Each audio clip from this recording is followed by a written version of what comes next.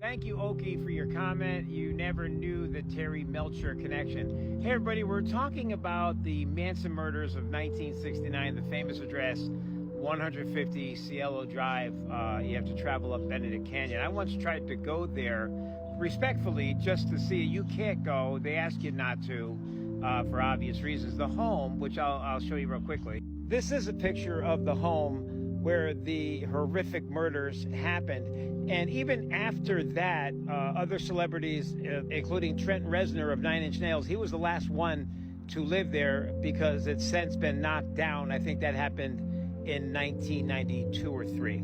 They knocked the house down, dug up all the dirt, redid everything. This is the home that's on the property now, owned by the creator.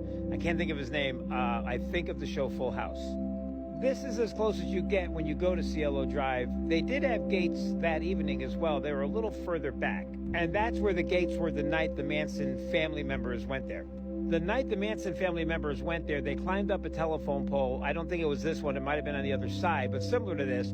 And they cut the phone lines. And then they went around the gate, up the hill, and onto the property. And now the Terry Melcher connection. Many of you know that Terry's mom was Doris Day, and that Terry helped to shape that California sound. He produced the Byrds and the Beach Boys, and they were all very friendly. At the time, Dennis was hanging around with Charles Manson. A meeting was arranged because Manson wanted to become a recording artist, and he had written some songs. A meeting was arranged for Melcher and some others with Charles Manson. At that meeting, Manson beat somebody up, drugged one of Melcher's friends. It was just a really bad situation. Manson left there, however, thinking that Terry Melcher was going to sign him and do a deal with him.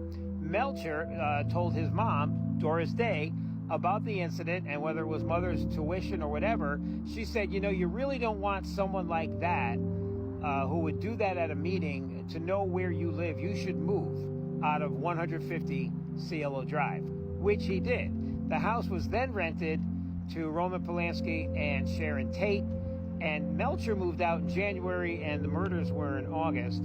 And I do not think it's a coincidence that Charles Manson sent his family to that address.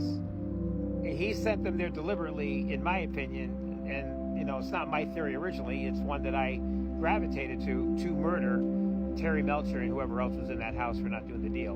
Anyway, thank you for your question. And we did get on this subject because we were talking about the White Album. But anyway, thank you again for your question. And someone mentioned in this thread, if you want to know more, there's lots of books on this, but the book Helter Skelter, written by the prosecutor of the Manson case, is a good read and lots of information in there. Thank you.